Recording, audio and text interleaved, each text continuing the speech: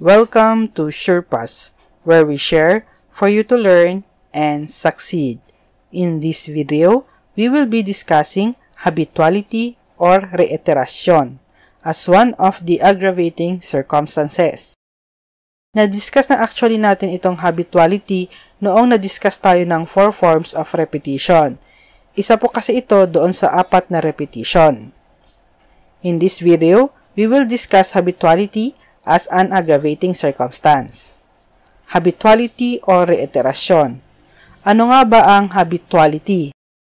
It is an aggravating circumstance wherein the offender has been previously punished for an offense to which the law attaches an equal or greater penalty, or for 2 or more crimes to which it attaches a lighter penalty. Bakit mas mataas ang penalty kapag may habituality?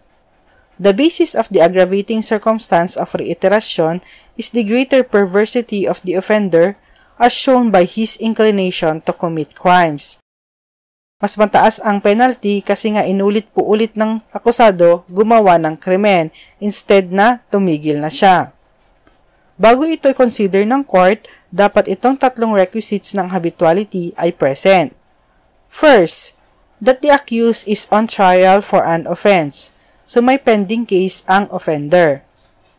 Second, that he previously served sentence for another offense to which the law attaches an equal or greater penalty, or for 2 or more crimes to which it attaches lighter penalty than that for the new offense. Sinasabi dito sa second element, may previous na kaso siya at yung previous na kaso na yon ay nahatulan na siya. Tapos yung first offense ay parehas ang penalty doon sa second offense.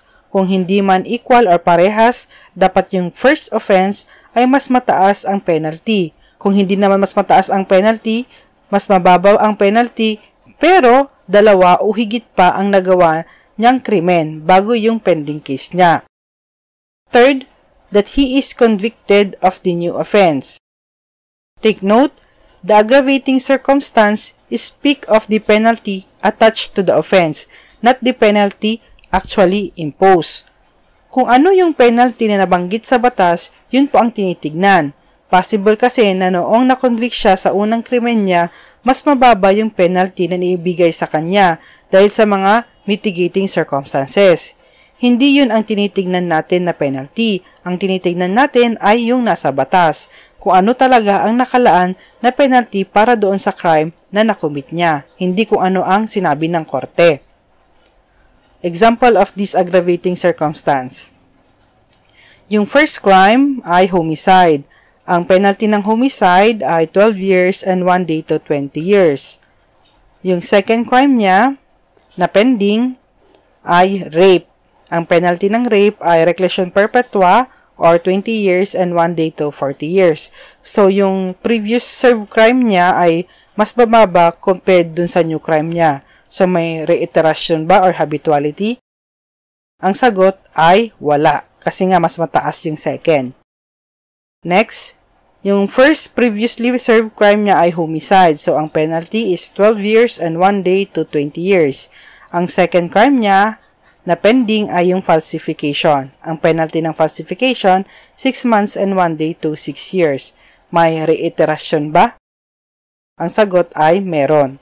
Kasi nga, mas mataas yung first previously served crime niya kaysa dun sa second. Ano ang effect ng habituality? This is a generic aggravating circumstance, so magiging maximum po yung penalty. Thank you for watching. If you like this video, don't forget to share it and to subscribe.